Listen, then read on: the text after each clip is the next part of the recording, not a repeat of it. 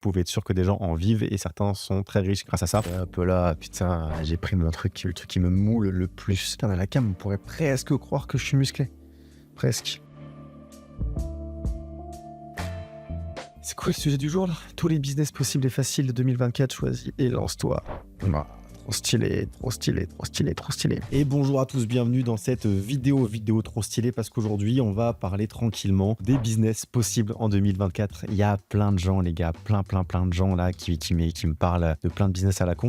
Et c'est normal parce qu'en fait sur ma chaîne j'aborde plein de trucs. Là j'ai une vidéo pareil qui est sortie sur les business les plus sombres de Telegram, donc ça a aussi lancé plein de sujets en DM. Et là il y a vraiment trop de business en 2024, trop de plans thunes qui apparaissent dans tous les sens. Et j'ai fait une petite synthèse un petit peu de tous les trucs qui ressortent en ce moment et j'avais envie de vous parler de tout ça. Des fois que ça puisse en inspirer certains et si certains du coup sont là et se questionnent sur comment faire de l'argent en ligne ou comment faire de l'argent tout court, pas que en ligne d'ailleurs. On va faire un peu un état des lieux de ce qui est ressorti. Et là ce que je vais vous citer c'est que des choses, que des sujets que des gens ont abordés avec moi dans les 2 derniers mois. À chaque fois je prenais note dès que je voyais un nouveau business ou quelqu'un qui voulait lancer un truc, je le notais. Et là j'ai une liste à puce de tous les trucs qui ont été abordés, donc je sais que des gens le font autour de moi. Donc c'est le titre de cette vidéo, ça va être un truc du genre tous les business possibles et faciles de 2024, choisis et lance-toi. Bon, vous l'aurez compris, il y a plein de business qui vont pas demander les mêmes compétences, qui vont pas demander les mêmes facultés. Ça veut dire la même chose, mais vous avez compris. C'est pas facile. Certains demandent beaucoup d'argent, d'autres demandent des compétences, d'autres demandent beaucoup plus de qualité humaine. Enfin bref, on va les lister et puis vous verrez bien. Pour la petite introduction et pour ceux qui me connaissent pas, moi c'est Hugo, j'ai 26 ans, je suis entrepreneur depuis 6 ans, je suis notamment spécialisé dans le e-commerce. J'ai d'une part des sites e-commerce que je fais tourner depuis plusieurs années et qui me rapportent un max de moula, et d'une autre part j'ai une agence web avec laquelle j'accompagne mes clients dans la réalisation de leurs projets e-commerce à travers différents services. Donc je les accompagne sur la publicité, sur la création du site web, sur la création de leur packaging, etc. Tout ce qui est de près ou de loin important pour lancer sa marque e-commerce. Ça me rapporte de la moula aussi, mais un peu moins. Et c'est surtout un peu plus long à gérer parce que c'est de la gestion de clientèle, etc. Mais voilà, c'est mes 2 activités. Donc ça, c'est pour les petites présentations. Et on va directement du coup dans le vif du sujet avec forcément le premier business que je connais que trop bien, c'est le e-commerce en dropshipping, le e-commerce création de marque également. Et donc c'est présent depuis très longtemps. Celui-ci, on en parle beaucoup. Beaucoup de gens d'ailleurs pensent que le dropshipping c'est fini, que ça ne fonctionne plus. Mon avis là-dessus, vous commencez un peu à le connaître, mais bien évidemment le dropshipping à l'arrache ça ne fonctionne plus, mais le e-commerce / dropshipping bien fait fonctionne toujours. C'est juste que c'est plus exigeant qu'avant. Il faut travailler un peu plus, il faut fournir plus de ressources financières généralement. Bref, il faut faire les choses bien et vous pouvez plus créer d'arnaque. Voilà, ça c'est vrai, on peut plus créer d'arnaque en dropshipping. Si vous livrez pas vos clients, si vous livrez pas correctement, si vous avez des produits de merde, vous allez avoir des problèmes avec les acteurs importants du business, à savoir vous aurez des problèmes avec vos fournisseurs de paiement, donc vous pourrez plus encaisser. Vous aurez des problèmes avec Facebook si vous faites de la pub sur Facebook, avec Google si vous faites de la pub sur Google. En bref, les outils indispensables pour la santé de votre business vont vous lâcher si vous faites de la merde. Donc oui, le e-commerce, dropshipping à l'arrache / arnaque, ça ne fonctionne plus. Le dropshipping e-commerce bien fait fonctionne toujours bien évidemment. Ensuite, vous avez un autre business, c'est faire du e-commerce sur Amazon. Et là, il y a plein de manières. Vous pouvez tout simplement vendre des livres et faire des stocks sur certaines références. Donc, vendre des livres, c'est vraiment Amazon KDP. C'est vous importez des PDF qui sont des livres du coup sur Amazon KDP. Vous mettez une couverture, etc. Et derrière, vous le mettez en ligne sur Amazon et vous pouvez le vendre. J'ai fait un truc il y a longtemps comme ça où j'avais fait un petit bouquin qui parle de Facebook Ads et comment faire de la bonne pub sur Facebook Ads. Et j'en ai vendu une 30aine d'exemplaires. Voilà. Et c'était à l'arrache, c'était fait comme ça. Mais en gros, si vous avez l'âme d'un écrivain, vous pouvez très bien écrire des bouquins à destination d'Amazon et essayer de faire des compléments de revenus, voire des revenus complets avec ça. Il existe plein de stratégies que je vais pas creuser là, mais notamment du coup booster les avis clients sur vos produits publiés sur Amazon pour être mieux référencés, pour faire plus de ventes. Vous pouvez aussi faire de la publicité sur Amazon où vous payez pour que votre livre apparaisse en premier sur certains mots-clés pour justement avoir des clients et du coup des bons avis qui vont du coup vous référencer mieux de manière organique. En bref, il y a plein de techniques et je connais des gens qui font des milliers d'euros en vendant des bouquins sur Amazon parce qu'ils ont publié des centaines, voire des milliers de livres sur Amazon et ils cherchent un petit peu quelles sont les tendances, quels sont les livres qui fonctionnent. Je sais que pendant un temps, il y avait les recettes de cuisine, après il y avait les livres qui donnent des tips sur comment maigrir, etc. Moi, mon livre sur Facebook Ads, si j'avais cherché un petit peu plus si j'avais mis plus de temps pour booster un peu le référencement, je pense que j'aurais pu en vendre beaucoup plus d'exemplaires. En bref, vous pouvez faire ça. Et si vous êtes un influenceur, bien sûr, vous pouvez publier un livre sur Amazon et en faire la promotion sur vos réseaux sociaux. Et là, par contre, ça peut être un carton plein. Il y en a plein qui le font d'ailleurs. Vous pouvez aussi faire du e-commerce sur Etsy, en fait, c'est une plateforme qui est très visitée. Et je sais qu'en fait, il y a des gens qui sont sur Etsy depuis très longtemps, qui arrivent vraiment à vendre, mais massivement. Maintenant, je me suis laissé un peu entendre que c'était un peu plus compliqué d'arriver maintenant en 2024 et de se faire et de réussir à avoir une page produit qui va percer. Mais quand on voit certains produits, le volume de vente qu'il y a dessus, alors que c'est des produits qui sont sur AliExpress, sur Amazon, et donc juste des gens sans doute font des stocks sur Alibaba et après le publient sur Etsy et les vendent sur Etsy, c'est une dinguerie à quel point on peut faire du pognon sur Etsy. Vraiment, c'est une dinguerie. Donc moi, j'y connais pas grand chose sur Etsy, mais j'avais un peu regardé quand même et vraiment, il y a du potentiel. Juste, je sais pas si en 2024 c'est accessible. Mais je vous laisse creuser. Je sais qu'il y a des formations qui apprennent à faire du e-commerce sur Etsy. Vous avez toujours dans le e-commerce du e-commerce sur Vinted. Et là, les gars, il y a des choses qui sont assez fortes. Aujourd'hui, il y a des bots que vous pouvez paramétrer, des bots Discord qui vont vous envoyer toutes les annonces qui répondent à vos critères. Donc, vous pouvez mettre par exemple tout ce qui est du Nike en dessous de 40 € sur Vinted et il vous envoie tout ça et vous pouvez vous connecter à une carte bancaire, etc. Cliquez juste sur un bouton acheter et du coup, vous êtes, dès que quelqu'un poste une annonce qui correspond à vos critères, vous pouvez acheter et vous avez le bot qui, du coup, scrute tout ce qui se fait sur Vinted. Et donc, pour vous expliquer un peu le business plan, le jour 1, vous paramétrez le bot et vous achetez. Donc toute la journée, vous êtes devant et dès qu'il y a une offre qui vous intéresse, vous achetez. Une semaine après, vous avez tout reçu. Vous faites un shooting photo très propre, etc. de toutes les références que vous avez reçues. Ensuite, vous allez tout simplement faire toutes les annonces, tout publier et mettre tout 20 ou 30 € plus cher, enfin le double du prix si jamais votre bot il est bien paramétré. Vous avez sélectionné que des offres en or. Vous mettez ça au vrai prix et vous pouvez vraiment, et je sais que des gens le font, vous avez 1000 € de capital, vous mettez 1000 € de stock du coup en achetant les offres en or sur Vinted et un mois après, vous avez doublé votre capital, vous avez 2000 balles. Et ça en 4-5 jours de taf. Un jour pour acheter, un jour pour shooter, un jour pour publier les annonces, un jour pour envoyer les colis et tout. Ceux qui font du Vinted, c'est pareil. Là, je pense que dans quelques mois, ce sera trop tard parce que ce sera saturé. Et ceux qui font du Vinted là depuis 1 an, 2 ans, ils se régalent et il y a vraiment beaucoup d'outils pour performer là-dedans. Dans la même veine, vous avez le e-commerce sur Le Bon Coin.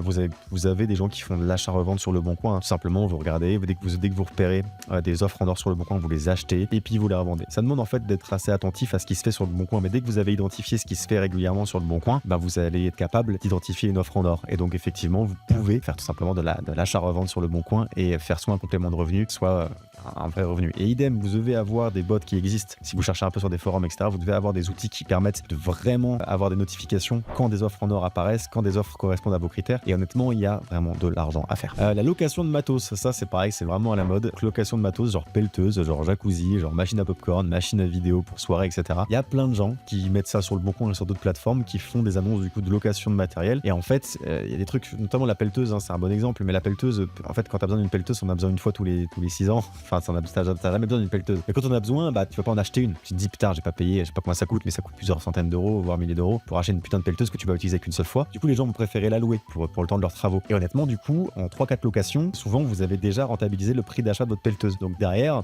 si vous êtes dans ce biz-là, selon la demande où vous êtes, vous pouvez acheter une pelleteuse, 2 pelleteuses, si vous voulez, vous êtes tout le temps complet. Vous pouvez avoir un jacuzzi gonflable et puis proposer l'installation. Et donc, quiconque fait des soirées, etc., vous pouvez aller leur installer le jacuzzi et des trucs comme ça. En bref, la location de matos que les gens veulent pas acheter parce que c'est trop, ils en ont pas besoin souvent, et c'est un vrai game. Et je sais que pas mal de gens sont dans ce truc-là. Ensuite, très connu également, la rémunération TikTok. Alors ça, il y a 2 ans, c'était vraiment le graal absolu. Vous pouvez faire vraiment beaucoup d'argent. Aujourd'hui, on peut toujours faire beaucoup d'argent, mais c'est plus dur parce qu'il y a vraiment beaucoup de monde sur TikTok depuis qu'il y a la rémunération TikTok. Et là, c'est tout con, hein, c'est tout simplement publier du contenu sur TikTok dans des thématiques qui sont un peu virales, qui font beaucoup de vues. Et en fait, dans les TikTok qui font plus d'1 minute, vous êtes rémunéré. Et donc, tu as des gens, nous, on avait fait ça pendant un temps. On avait fait un compte TikTok de lavage de voiture, tout simplement. Et donc, c'est tellement satisfaisant comme contenu, le lavage de voiture, que effectivement, on faisait des milliers, voire des millions de vues. Et en fait, on gagnait rien qu'avec ça, un SMIC par mois, juste avec un compte TikTok qui prenait globalement 10 minutes par jour, quoi. Là, je donne cette niche-là, mais cette niche-là est saturée, hein. Il y a vraiment plein de gens qui l'ont fait.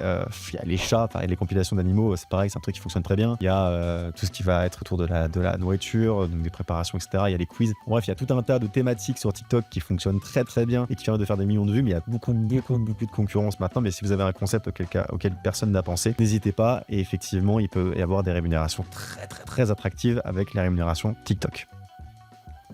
Vous avez également du coup tout ce qui va être les freelances et donc vendre des compétences. Et là, on a plusieurs. Il y a Media Buyer. Moi, par exemple, c'est ce que je fais. Bon, c'est au sein de mon agence, mais Media Buyer, c'est simplement quand vous maîtrisez du coup des outils de gestion publicitaire comme Google Ads ou Facebook Ads, et ben vous proposez aux entreprises de prendre en charge leur publicité et de les gérer pour eux. Vous avez tout ce qui va être photographe. Donc surtout là, il y a tout un game autour des Airbnb. Donc je sais qu'il y a pas mal de photographes en fait, photographes immobiliers qui font du coup des photos pour des conciergeries, pour des propriétaires et qui vont du coup avoir ce métier-là de freelance parce qu'ils sont photographes spécialisés là-dedans et donc dès qu'ils commencent à avoir un portefeuille de clients, notamment des agences immobilières et des conciergeries, bon bah en fait ça roule, ils ont des émissions plus ou moins tout le temps et effectivement un shooting photo avec les retouches etc d'un Airbnb, ça peut, selon la taille du Airbnb, ça peut autant être une mission à 200 € qu'une mission à 600 € et donc ça prend une journée quoi. Donc effectivement c'est pareil, c'est une belle opportunité. Il y a aussi beaucoup de media makers, il y a tellement de gens qui créent du contenu en ce moment, je fais partie, tout le monde veut créer du contenu parce que tout le monde a compris à quel point c'est important l'influence, le fait de fédérer une communauté etc. Que il y a plein de besoins des créateurs de contenu. Donc pas par exemple c'est pas moi qui fais mes miniatures, j'ai un media maker que je salue du coup qui est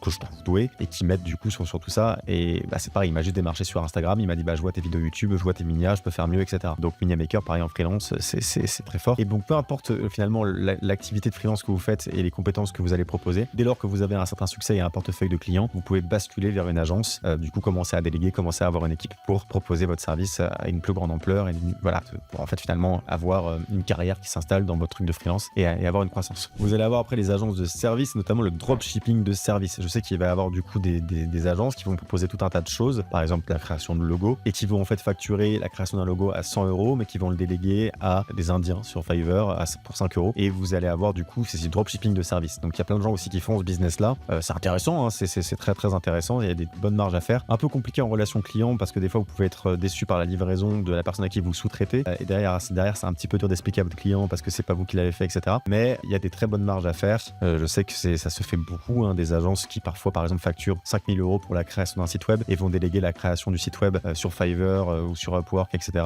pour quelques centaines d'euros à des freelances qui sont dans des pays avec beaucoup moins de pouvoir d'achat et où effectivement pour 800 € ils font un site web. Donc voilà, c'est des choses qui sont dropshipping, c'est du dropshipping de service, ça se fait beaucoup. Il y a, et ça vous êtes peut-être passé devant parce que ça fait beaucoup de temps en ce moment, mais donc on a les agences OnlyFans Management. Donc là l'idée c'est simple, de créer une agence qui propose d'accompagner les personnes qui créent des comptes OnlyFans et de les accompagner du coup dans leur marketing, dans leur création de contenu etc. C'est très à la mode en ce moment, c'est très border aussi, il y a plein de dérives, il y a plein d'abus, mais effectivement beaucoup parlent de ce business là en ce moment et c'est très rentable. Si jamais vous vous lancez dans ce business là, je vous invite à le faire avec le plus d'éthique possible, en respectant bel et bien les modèles avec qui vous travaillez et surtout en incitant personne à se lancer dans cette industrie, travailler avec des gens qui sont déjà dans cette industrie, qui ont déjà passé le cap en fait de créer un compte OnlyFans etc. Parce qu'on voit quand même, j'ai pu constater que des personnes incitent des femmes, notamment des jeunes filles, à se lancer sur les plateformes pour faire beaucoup d'argent et qui du coup sont en train dans une démarche de manipulation. Et là c'est quand même autre chose, c'est autre chose, c'est tout simplement immoral. Après moi j'ai rien contre les agences OnlyFans, au contraire, où c'est juste du coup professionnel et où vous proposez des services de marketing sur des personnes qui sont déjà dans cette industrie et qui sont déjà en train de faire de l'argent là-dedans et qui sont bien au courant de vos méthodes, de ce que vous allez déployer pour faire percer leur compte et avoir des nouveaux clients. Autre business très tendance, bien sûr, c'est l'investissement en crypto-monnaie. Inutile, je pense, que je m'étale sur le sujet, mais donc il y a toujours des gens qui font de l'argent en crypto-monnaie, toujours des gens qui sont investisseurs, toujours des gens qui sont traders, etc. Donc là, on parle d'investissement en crypto-monnaie, mais de la même manière, et le trading, de manière générale, sur les marchés boursiers, etc. Ces trucs-là, c'était présent quand j'ai commencé l'entrepreneuriat il y a 6 ans. 6 ans après, c'est toujours à la mode, il y a toujours plein de gens qui font de l'argent là-dedans. Donc c'est toujours d'actualité. Ce que je vois un peu moins toutefois, c'est le MLM. Le MLM, pareil, grosse source de revenus pour ceux qui performent dans cette industrie. J'ai essayé, moi j'ai pas spécialement aimé, mais j'en ai quand même tiré plein d'apprentissages, donc je regrette rien. Le MLM, c'est pareil, c'est toujours d'actualité, mais j'en vois quand même moins. Ou alors je suis moins la cible, mais j'ai le sentiment que c'est beaucoup moins à la mode qu'il y a 4-5 ans et qu'il y a beaucoup moins de gens qui tombent dans cette industrie-là aujourd'hui qu'il y a quelques années. Vous avez bien évidemment l'immobilier, donc avec toutes les dérives de l'immobilier, toutes les déclinaisons plutôt de l'immobilier en longue durée, en courte durée, immobilier avec des activités commerciales, l'immobilier en faisant des logements inédits, en faisant c'est qu'il y a des gens en ce moment qui marchent bien, qui achètent des terrains et ils achètent une bulle qui pose sur le terrain, ils aménagent la bulle, etc. Et en fait, ils arrivent du coup à avoir des logements atypiques qu'ils arrivent à louer à 150 € la nuit et 200 € la nuit, alors que l'investissement initial, c'est 30 000 € de terrain, 40 000 € la bulle. Donc, un bien immobilier à 70 000 €. Et en fait, parce que le truc est très atypique et très rigolo, et ben il y a quand même plein de touristes qui viennent au Airbnb. Attention à ça, c'est possible que ça devienne très vite saturé parce que plein de gens se lancent là-dedans, notamment parce qu'il y a des formateurs maintenant qui vous apprennent à faire ça. J'ai pas beaucoup de visibilité là-dessus parce que j'en ai pas fait, mais ça existe et il y a plein de gens qui font beaucoup de sous en ce moment avec cette industrie. Vous avez aussi tout simplement les sociétés de ménage, les sociétés dans le bâtiment et du coup dans la même veine les conciergeries, très à la mode. C'est un bon moyen de faire de l'immobilier sans acheter de biens immobiliers. Moi tout simplement je connais ça parce que je travaille avec une conciergerie pour gérer l'un de mes biens immobiliers. Donc c'est simple, moi je veux faire de la courte durée, mais je serai pas en France et je veux pas m'en occuper. Donc je passe par une conciergerie qui va prendre un pourcentage sur le bénéfice que va générer le Airbnb, mais qui va s'occuper de tout, du ménage, de l'arrivée des personnes, du départ des personnes, des petits travaux quand il y en a. En bref, il s'occupe de tout, de toute la gestion et ça permet aux propriétaires finalement de n'avoir rien à faire. Et en fait, il y a plein de gens qui se lancent dans les conciergeries parce que les deals sont généralement autour de 20% de ce que génère le bien et ça permet en fait, quand vous êtes doué en démarchage, une bonne conciergerie, elle peut avoir 4, 5, 10, 30, 40 logements en gestion et ça permet en fait de tirer 20% des loyers finalement versés de chaque bien qu'ils ont en gestion sans avoir à lever des fonds, sans avoir à posséder de la pierre. Donc en fait finalement l'accessibilité de ce business est bien plus intéressante que juste se lancer dans l'immobilier et ça peut vraiment rapporter beaucoup d'argent. Et au-delà de ça, c'est pareil, c'est très scalable. Vous pouvez déléguer, vous pouvez avoir une équipe qui fait le ménage, une équipe qui fait les petits travaux, une équipe qui fait les arrivées, etc. En bref, dès que vous avez trop de clients pour vous, vous pouvez déléguer et c'est vraiment très très puissant. Je connais pas mal de gens qui se lancent là-dedans et qui ont très vite des résultats. Et donc je pense que là ce qu'il faut regarder, c'est dans votre zone géographique, est-ce qu'il y a des conciergeries, est-ce que c'est un besoin, et s'il n'y a pas de conciergerie ou peu et que vous avez beaucoup de propriétaires qui sont dans la zone géographique, vous pouvez être sûr qu'il y a un besoin et que vous allez pouvoir vous faire un portefeuille de clients. Bon voilà, c'est déjà la fin de cette vidéo. Il existe bien sûr plein d'autres business. J'aimerais, si jamais vous avez envie que j'approfondisse un de ces sujets, un de ces business, mettez-le en commentaire et je ferai une vidéo du coup dédiée parce que là j'ai bien évidemment survolé chacun des sujets parce que chaque sujet mériterait une vidéo à part entière, voire plusieurs, parce que c'est des sujets qui sont complexes. Mais là vous avez du coup un petit peu l'ensemble des business dont j'entends parler en ce moment ces derniers mois. Donc des business qui sont d'actualité, qui sont pratiqués par des gens et pour chacun de ces business, vous pouvez être sûr que des gens en vivent et certains sont très riches grâce à ça. Donc s'il y en a un qui vous intéresse, mettez-le moi en commentaire et je vous en parlerai du coup plus en détail dans une autre vidéo. Et sinon, comme d'habitude, si vous avez aimé cette vidéo, je vous invite à mettre un like, un commentaire, un partage. Ça booste le référencement, ça fait plaisir. Et moi, je vous dis à très bientôt du coup dans la prochaine vidéo.